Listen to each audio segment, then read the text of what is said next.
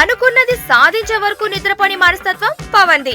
ఎన్ని కష్టాలైనా ఎదుర్కొంటాడు కానీ వెనక్కి మాత్రం తగ్గడని ఆయన సన్నిహితులు చెబుతూ ఉంటారు. కొన్నిసార్లు అది రుజువైంది కూడా. అయితే ఆయన సెట్ లోనూ అలాగే ఉంటాడట. స్వతహాగా పవన్ లో ఒక రచయిత దర్శకుడు ఉన్నాడన్న విషయం తెలిసిందే. తాను ఊహించినట్టుగా సన్నివేశం వచ్చే వరకు ఆయన విశ్రమించాడట. అందుకోసం చిత్ర బృందంలోని అందరినీ పరుగులు పెట్టిస్తుంటాడట. ఆ విషయాన్నే పవన్ తో కలిసి పనిచేసిన దర్శకుడు బాబీ స్వయంగా మీడియాకి చెప్పుకొచ్చాడు. పవన్ కళ్యాణ్ 100 గుర్రాలతో షూటింగ్ అని స్క్రిప్ట్ లో రాసుకుంటే 100 గుర్రాలతో సినిమా చేయాల్సిందే, లేదంటే ఆయన ఒప్పుకునే ప్రసక్తే లేదు.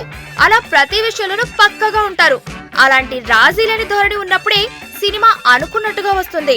ఆయనలో నాకు బాగా నచ్చిన గుణం అదే. అయితే పవన్ తో పనిచేయడం సులువేమీ కాదు. రోజు ఒక యుద్ధంలా ఉంటుంది.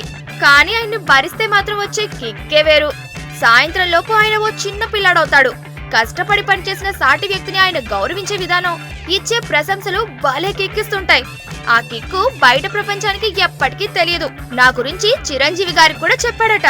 అంతకంటే గొప్ప ప్రశంస నాకు ఇంకే ఉంటుంది అని చెప్పుకొచ్చాడు బాబీ. పవన్ రాసిన సర్దార్ గబ్బర్ సింగ్ స్క్రిప్ట్ ని తెరకెక్కించింది బాబీనే.